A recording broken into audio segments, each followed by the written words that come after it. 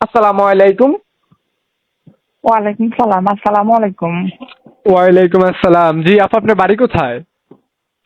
আমার বাড়ি হচ্ছে চাঁদপুর। চাঁদপুর। নাম কি আপু আপনার? আমার নাম হচ্ছে লিজা। লিজা, খুব সুন্দর নাম আপু। যে ফটোটা পাঠাইছেন এটা কি আপনার? হ্যাঁ, এই ছবিটা আমার। মাশাআল্লাহ, দেখতে খুব সুন্দর। বিয়ের সাথে হয়েছিল আপু আপনার? ভাই, আমার আরেকটা বিয়ে হয়েছে। আমার একটা ছেলে বাচ্চা আছে। বাচ্চার বয়স 2.5 বছর চলে।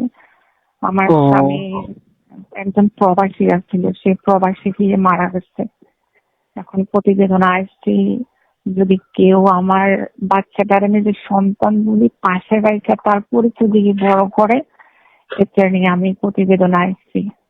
বুঝতে পারলাম। তো আপু, এই কাজকর্ম এখন কিছু করা হয় নাকি আপনার বাড়িতে থাকেন? না ভাইয়া, এখন আমি বর্তমানে আমার খালাম্মার সাথে এখানে বাসা ভাড়া থাকি। আমাদের নিজস্ব বাড়ি আছে কারণ আমি বাচ্চা নিয়ে এখানে একজনের বাড়িতে। বাচ্চাটা তো ছোট, এই কারণে কোনো কাজ কাম করতে পারি না। এখন ও, একজনের টুকটাক বাসা বাড়ির মতোই কাজ করি, আর সেলাই মেশিনের কাজ করতাম, এখন আর করি না। বুঝতে পারলাম।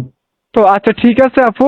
যদি কোনো দর্শক আপনার বাচ্চাটাকে এবং কি আপনাকে মেনে নেয়, ঠিক আছে, আপনাকে বিয়ে করতে চায়, আপনার সাথে সম্পর্ক করতে চায়, তো আপনার কোনো আপত্তি আছে? আমি তো গেলাম, এই যে প্রতিবেদনটা করার মেন উদ্দেশ্য হচ্ছে দেখতে যে কেউ আমার ও, দায়িত্ব একটা নেয়, মানুষ পাশে দায়িত্ব নিলে দাঁড়ায়, আমি। দাঁড়ানো একটা একটা গাছের দরকার আপনার, ঠিক না? এই যে আপনার পাশে দাঁড়িয়ে আপনাকে ছায়া দিবে, আপনার বিপদ আপদে পাশে থাকবে, আপনার বাচ্চাটার দায়িত্ব নিবে, এরকম একটা মানুষই দরকার, ঠিক না? জি। ওকে আপু, ঠিক আছে। আপনার নাম্বারটা এবং কি ফটোটা আমি ভিডিও স্ক্রিনে দিয়ে দেবো। যদি কোনো দর্শক আপনার কথার সাথে বনে এবং কি আপনার কে পছন্দ করে, তাহলে আপনাকে ফোন দিবে।